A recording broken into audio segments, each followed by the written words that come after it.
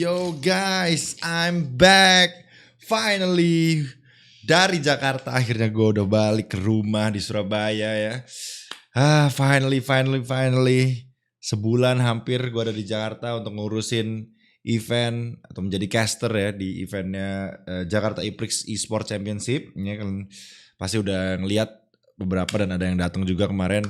Thank you so much yang udah datang kemarin dan udah ketemu gua ngajakin foto bareng, thank you so much ya. Dan ya, gua udah balik sekarang, kita bisa lanjutin ya konten-konten gua, live stream lagi gitu kan. Nanti harusnya hari ini juga gua bakal live stream. Dan teman-teman, of course jangan lupa terus untuk like, comment dan juga subscribe ya. Karena target gua 50.000 subscriber plus 100.000 subscriber masih lumayan jauh, tapi gak apa-apa. Dengan bantuan kalian gue bisa sampai ke sana nanti. Dan ya makanya bantu klik di subscribe button ya. Bantu gue ke 100.000 subscriber di tahun ini semoga bisa.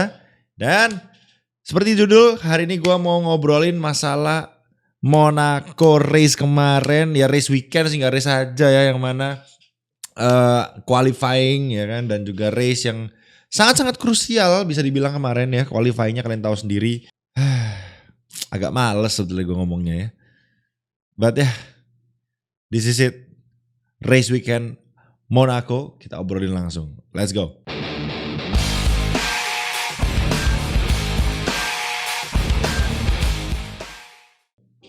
Ya, agak bete ya. Seperti biasa, gua sebagai tifosi ya di Monaco lagi dan lagi. Ferrari apes ya. Gokil. Ya bukan apes sekaligus ngebadut. Boleh juga kalian bilang begitu. Walaupun memang gak separah tahun kemarin di dalam bidang strategi ya. Ini untuk Ferrari dulu ya. Tapi dalam drivernya kemarin Sainz terutama itu pas balapan agak gimana gitu ya. Dan of course di qualifying Udah Safi main bola aja lah anjim. Udah itu tolong dipecat lah itu Safi lah. Ya. John Elkann please. Kalau Ferrari mau bagus itu Safi tolong dikeluarkan dulu. Please. Gue yakin deh. Kalau misalnya Safi keluar itu ya walaupun memang mungkin gak langsung juara dunia ya pasti. Cuma akan jauh lebih bagus lah. Udah. Orang masalah info aja telat ya kan. Udah 2 kali ya kan di Jeddah telat ya kan, masalah yang Hamilton itu di Jeddah. Kemarin krusial banget ya. Di Monaco dia telat yang membuat Charles Leclerc dapat 3 grid penalty. Ada yang bilang juga mungkin dari kalian, ya yang salah Leclerc juga ngapain di racing line. Bro. Ini Monaco cok. Yang mana kiri kanan semua tuh hampir racing line ya. Ya memang ada beberapa sektor yang lebih jelas sih yang non racing lainnya. Tapi kemarin kebetulan Leclerc itu ada di tunnel ya. Di tunnel yang mana ya kalian mungkin udah lihat lah videonya, ada banyak juga di sosial media mungkin ya, di YouTube juga ada. Di tunnel section kan, tunnel section tuh kan agak belok kanan gitu ya. Dia kan tunnel tuh masuk lurus terus agak kanan dikit gitu kan kalau kalian inget. Nah Leclerc itu pas dibelokkan ke kanannya itu dia ya kan. Pas ada Lando Norris mau hot lap, lagi hot lap lagi hot lap gitu. Nah, yang ya seperti yang udah steward bilang gitu kan kemarin udah keluar tuh dokumen dari stewardnya. Stewardnya bilang, oke, memang itu tricky track, cornernya tuh di situ emang tricky, nggak jelas yang mana racing line, yang mana non racing line, dan juga memang Charles Leclerc juga nggak bermaksud untuk menghalangi, karena kalau teman-teman perhatikan Charles Leclerc waktu ada Norris dia langsung kaget gitu ya, langsung ya gitulah pokoknya kaget. Dan yang jelas itu memang awkward place lah. Lando Norrisnya pun juga udah mengakui bahwa ya emang itu apes aja dia gitu. Emang Leclerc lagi ada di posisi itu gitu kan. Dan Lando Norris juga nggak ngomel-ngomel. Memang ya itu udah nggak bisa kemana-mana lagi si Leclerc gitu. Nah yang harusnya bisa dilakukan adalah ya Safi ngasih tahu, bro, ini di belakang lu Norris lagi hot lap. Lu kalau bisa cari posisi aman, diem dulu bentar. Misalnya sebelum masuk tunnel Leclerc bisa mepet kanan dulu. biarin Lando Norris lewat ya kan, atau Leclerc bisa mempercepat mobilnya keluar dari tunnel, dia mepet kiri karena di tunnel kan, keluar tunnel kan ngambil kanan ya untuk belok kiri ya kan di Novel Chicane gitu. Yang jelas pokoknya krusial banget karena ya of course kalau kita di game kita bisa tahu ya, kalau di game ada tuh di track map ya kan, kita bisa lihat oh ada yang lagi hot lap nih gitu kan, kelihatan lah gitu kan. Nah kalau di real life gimana cara taunya anjir? Nggak ada telemetrinya di minimapnya, di setirnya itu nggak ada gitu kan. Yang harus ngasih tahu ya of course engineer-nya ya kan, harus ngasih tahu. Ini ya mungkin nggak perlu update terus, tapi kalau misalnya ada momen krusial seperti itu ya jelas harus diupdate gitu kan, kayak bro ini Norris lagi hot lap, lu minggir dulu, jelas gitu dong ya kan. Safi harusnya bilang gitu, cuma Safi tidak bilang dan penaltinya dijatuhkan karena tidak ada info dari Safi anjir. Tulisannya di dokumennya steward ya. Kalau teman-teman baca mungkin nanti gue taruh deh di sini ya. Kemarin gue di story juga udah highlight gitu kan. However, jadi kata steward tuh gini, both driver emang sudah mengiyakan kalau memang itu tempat yang gak bagus lah, emang awkward. Tapi di lanjutannya tulisannya gini guys, however gitu kan, ada akan tetapi ya bahasa Indonesianya gitu kan. Akan tetapi pokoknya kurang lebih akan tetapi pihak engineer-nya Ferrari itu nggak berusaha mengasih tahu Leclerc kalau Lando Norris akan ada hot lap. Nah, ya kan? Berarti penaltinya dijatuhkan ke Leclerc gara-gara ada si biji Safi gitu kan yang lupa ngasih tahu guys.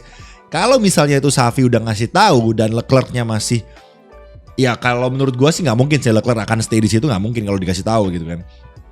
Tapi intinya kalau misalnya ada info dari Safi, mungkin itu penalti nggak akan terjadi gitu kan, dan mungkin pun Lando Norris juga nggak akan kehalangi sama Leclerc gitu. Jadi intinya gara-gara Safi, Leclerc dapat 3 grid penalti di Monaco guys ya. Ini masalahnya track yang ya kalian lihat sendiri kemarin balapannya, walaupun ada hujan, ada badai, nggak ada nyalip guys ya kan, kecuali ada Piastri sama Yuki doang ya terakhir ya. Udah nggak bisa nyalip gitu. Mau kalian kenceng kayak apapun ya, itu Max Verstappen ditaruh paling belakang. Kalau bisa ke P1 salut gua, nggak mungkin anjir. Mentok-mentok Max Verstappen P11 gitu. Mentok-mentok itu dia udah mencret-mencret ngepushnya guys, sumpah. Monaco coy, lu bayangin aja, Monaco lu dapat 3 grid penalti, udah pasrah anjir. Bayangin Ocon kemarin dapat free podium anjir dari Safi. Ya, Ocon pace-nya oke lah, lumayan lah karena kemarin di qualifying juga dia juga kenceng. Tapi kan ini masalahnya kita bicara race pace ya kan, Monaco. Udah Monaco kalau udah ya kalian lihat aja lah, di kita ICL juga salip-salipannya juga minim banget gitu kan. Apalagi di real life-nya yang kalian tahu sendiri, untuk nyalip pastinya susah banget. Dan kalian lihat sendiri kemarin betapa chaosnya. Ya kan, betapa chaosnya race kemarin, banyak sekali yang dive, dan ternyata tempat dive favorit gue emang bener ya. Gue main di game di Mirabeau, Magnussen dive di sana, Hülkenberg dive di sana sampai dapat 10 detik penalti atau 5 detik penalti kalau salah. Yang jelas itu tempat dive favorit memang ternyata ya. Alright, jadi itulah sedikit omelan gua tentang Ferrari ya. Nanti kita akan lanjutin omelan-omelan gua, akan roasting habis-habisan di Turning Point teman-teman ya. Jadi pastikan kalian besok nonton.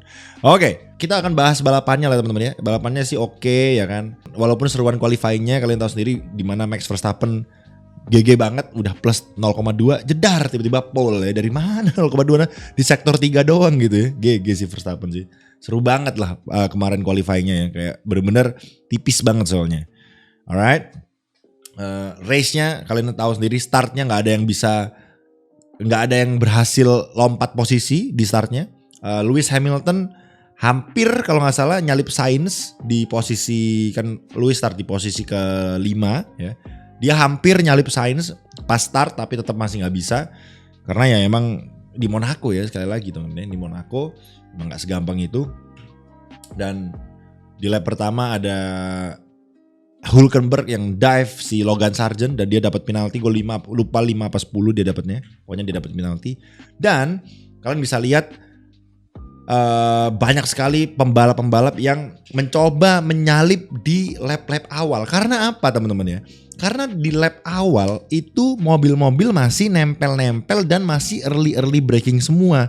Jadi memang kesempatan untuk nyalip, kesempatan untuk ngedive paling gampang itu memang di lap 1, lap 2 untuk mentok. Kalau udah lap 3 udah pada jauh-jauhan tuh udah gak bisa banget teman-teman ya, udah sulit lah gitu kan. Dan kalian lihat sendiri Lance Stroll ya kan, udah mau nyelempit aja gitu kan. Parah banget sih Lance Stroll, kalau menurut gua kemarin menunjukkan ya dia kenceng sih sebetulnya di race kalau trek-trek yang lebar, tapi kelihatan ya kualitas seorang Lance Stroll ketika dia balap di trek seperti Monaco ini teman-teman. Betapa gerusah-gerusunya seorang Lance Stroll, betapa kurang sabar, kurang wise dalam pemilihan apa namanya? Decisionnya, kapan dia harus dive, kapan dia harus melakukan push gitu. Kalau menurut gue Lance Stroll kemarin kelihatan banget dia masih kayak kurang bagus lah kualitasnya sebagai driver menurut gue ya di Monaco ya. Kalau memang trek-trek lebar lainnya sih mungkin lebih gampang karena ya. Jadi dia mah tinggal gas rem aja. Tapi kalau di Monaco nggak melulu gas rem doang masalahnya guys gitu kan. Lance Stroll kelihatan banget kapan dia ngedive, kapan dia nyalip itu dia masih belum bisa gitu kalau menurut gue ya. Keputusannya masih parah banget. Terus kalian bisa lihat betapa chaosnya lap-lap awal nih, ada gambarnya nanti gue tunjukin. Dan ini ya di gambar ini kalian bisa melihat bahwa sebetulnya Monaco itu cukup lebar ya. Dan mobil F1 yang sekarang walaupun lebih gede dari mobil F1 zaman dulu, ternyata kalian lihat sendiri di sini terbukti bahwa Monaco itu masih bisa buat rewide teman-teman ya nih. Ya kan di gambar ini ada Aston Martin, ada Williams sama Haas tuh dalam satu garis hampir ya. Ya bisa lah itu kalau dijajarin rewide juga bisa itu kan. Jadi masih make sense teman-teman ya. Cuma untuk nyalip itu yang gak make sense nih. Lihat, kalian bisa lihat Lance Stroll nih, gue taruh gambarnya ya. Nyelempit guys, ini udah gak mungkin bisa nyalip, yang dia dipaksain banget gitu kemarin ya. Berapa kali kayaknya Lance Stroll gitu kan. Dan of course di lap kesekian, lap 11 kalau gak salah kita punya Carlos Sainz yang mencoba untuk mengovertake Ocon, tapi dia sedikit lock up late braking gitu kan, dan akhirnya kelindes front wingnya dan harus kalau bahasa Surabaya itu kiwir-kiwir guys. Front wingnya tuh kiwir-kiwir gitu. Apa sih namanya? Letoy lah ya. Jadi akhirnya untungnya dia bisa mematahkan partikel dari front wingnya itu atau end plate lah ya, itu yang patah dan nggak kena black and orange black and white ya, gue lupa benderanya apalah, pokoknya yang harus ganti part itu ya, harus pit gitu kan, black and orange. Oke, gue lupa lah ya. Magnussen dive lagi dan Mirabeau ya teman-teman, lagi Mirabeau emang part yang paling mantap untuk ngedive ya. Dan ini dia momen dimana Red Bull akhirnya bertemu ya. Kemarin kalian tahu sendiri Checo Perez ya, seorang Checo nih ya, kita makanya tadi gue bilang Max Verstappen kalau start di belakang di Monaco meninggal guys, nggak mungkin udah bisa balik ke depan ya. Checo aja cuma bisa naik berapa posisi ya, oke lah Checo nggak sekencang Max, tapi kan kita dari situ kita bisa lihat Checo cuma naik berapa, 2 apa 3 posisi apa 4 posisi, berarti kita kalikan 2 deh sama Max Verstappen, berarti Max cuma maksimal cuma bisa naik 8 posisi kalau Checo cuma 4 posisi gitu kan. 8 dari posisi belakang cuma bisa posisi 12 gitu kan. Makanya gila sih, Monaco itu membuktikan lu mobil sekenceng apapun gak mungkin bisa untuk nyalip. Maksudnya ya susah banget lah gitu kan. Terus di lap ke hujan, gue lupa lap berapa. Intinya kemarin kita sempat disajikan dengan lap-lap yang atau momen-momen seru. Wah hujan nih seru nih, wah. Ternyata ya bentar doang hujannya. Dan ya memang seru ya. Yang memberikan show di hujan siapa? Ferrari. Ferrari memberikan show. Charles Leclerc menyalip rekannya Carlos Sainz yang ada berlawanan arah dengan dia ya. Karena apa? Melintir ya. Aduh, Carlos Sainz ya. Ya, gue bisa bilang wajar sih. Maksud gue, ya karena itu kan hujan, licin banget. Dia pakai ban slick, melintir. Karena melintirnya juga bukan spin ya. Melintirnya tuh pas dia ngerem mobilnya nge-slide. Gitu kan.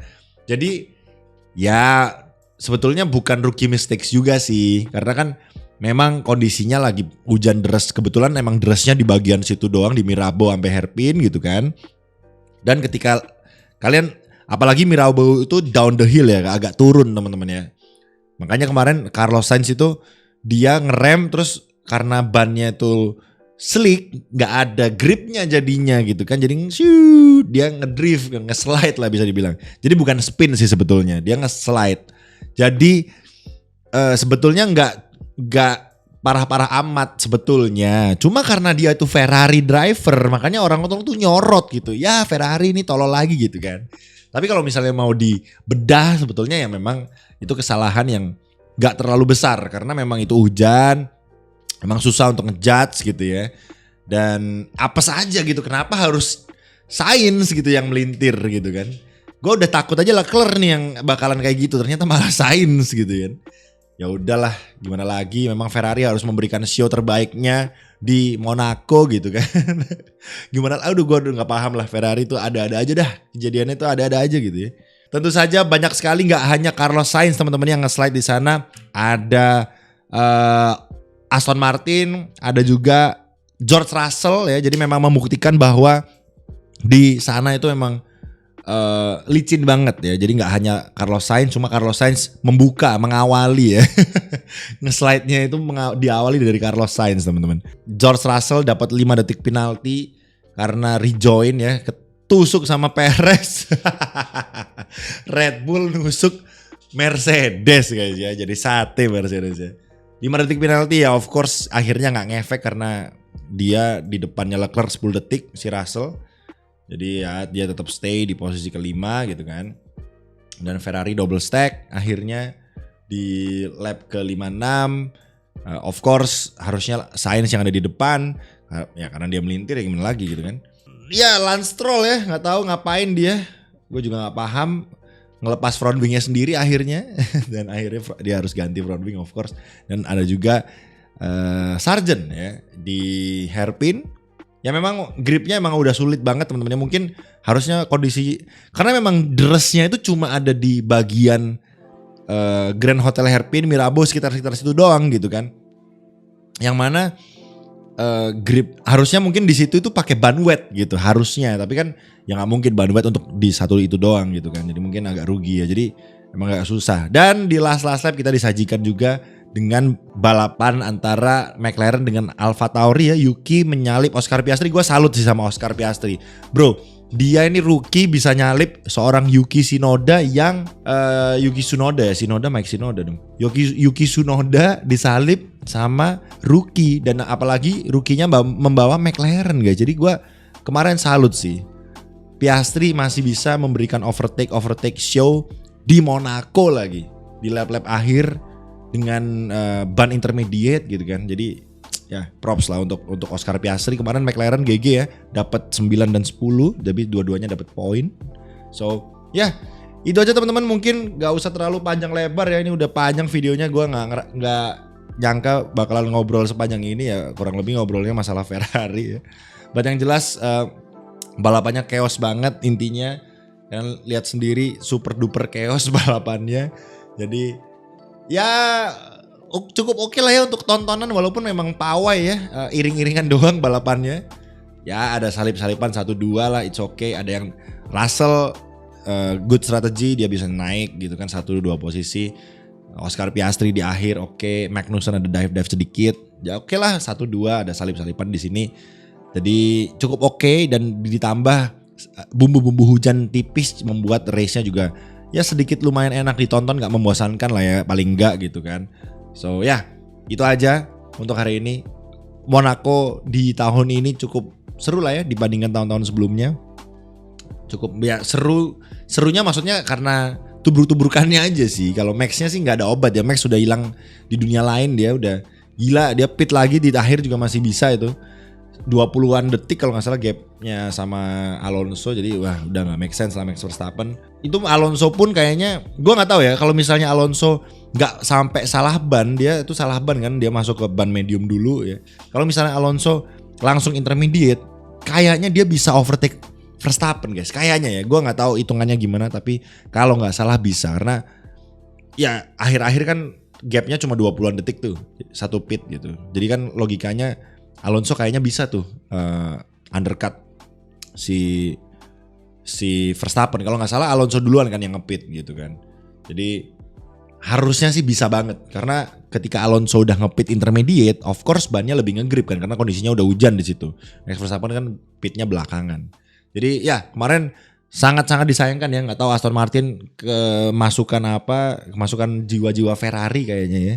Kok bisa-bisanya gitu dimasukin ke ban medium gitu ya si Alonso. Jadi harusnya langsung intermediate. Itu kalau langsung intermediate gue yakin mungkin bakal ada fight antara Alonso sama Max Verstappen. Walaupun nggak nyalip, mungkin masih ada battle-battlean lah gitu yang membuat panas. Jadi kemarin overall balapannya cukup seru. Nanti gua akan lebih breakdown lagi sama anak-anak di Turning Point ya. Jadi teman-teman silahkan nonton Turning Point, besok harusnya akan tayang di channel of Runner. So ya, pastikan kalian nonton. Dan itu aja teman-teman, gak usah panjang lebar. Menurut kalian gimana race-nya? Silahkan tulis di kolom komentar ya. Gua penasaran gimana pendapat kalian, apa yang menjadi highlight menurut kalian pribadi. Tulis di kolom komentar, gue pengen tahu. Dan ya, thank you so much yang udah nonton. Jangan lupa untuk like videonya, tinggalin komen di bawah, share ke teman-teman kalian, dan of course buat kalian yang udah subscribe, klik di subscribe button, bantu gua ke 100.000 subscriber di tahun ini, semoga bisa. Thank you so much for watching and I'll see you on the next race or video. Bye bye. Peace out guys. Stay safe and keep smiling. Gak racing, gak asik coy.